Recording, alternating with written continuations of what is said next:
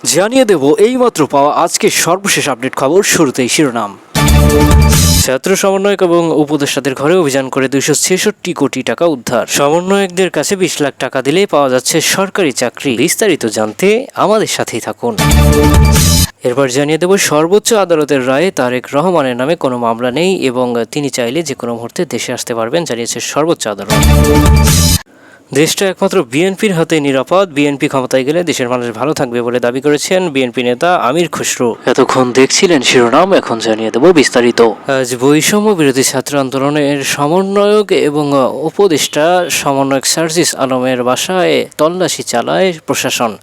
সেখানে তার বাসা থেকে একটি গুপ্ত আস্তানায় র্যাবের গোপন অভিযানে 226 কোটি টাকা নগদ অর্থ বুঝে পেয়েছে নির্বাহী ম্যাজিস্ট্রেট। সেখানে উপস্থিত নির্বাহী ম্যাজিস্ট্রেট এবং র্যাবের প্রধান আমাদেরকে জানিয়েছেন যে ছাত্র সমন্বয়করা কয়েকদিন আগে বা জুলাই আন্দোলনের আগে পকেটে 2 টাকা থাকতো না, টিউশনি করে খরচ চালাতে হতো। তাদের বাসায় কিভাবে এত টাকা থাকতে পারে, আমরা গোপন সূত্রে খবর পেয়ে তাদের বাসাতে এই অভিযান চালিয়েছি। গুপ্ত অভিযানের কথা কেউ জানতো না আগে থেকে, এই জন্য সেই টাকার খবর বা খোঁজ সরাতে পারেনি কেউ।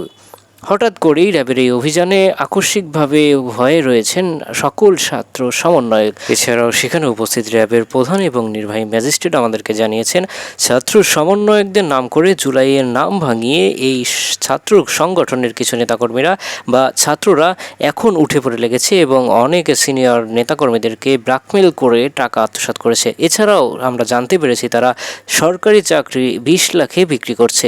অনেকে তো বড় বড় সিনিয়র পদে বিশেষ ক্যাডারও 1 কোটি থেকে 2 কোটি টাকায় তাদের একটি সিগনেচারের মাধ্যমেই ক্যাডার পদায়ন করছেন বলে আমরা জানতে পেরেছি।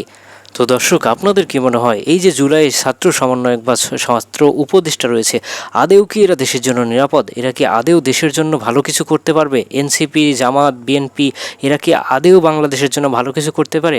আগামী জাতীয় নির্বাচনে আপনারা কোন দলকে ভোট দিতে চান? অবশ্যই আপনাদের মতামত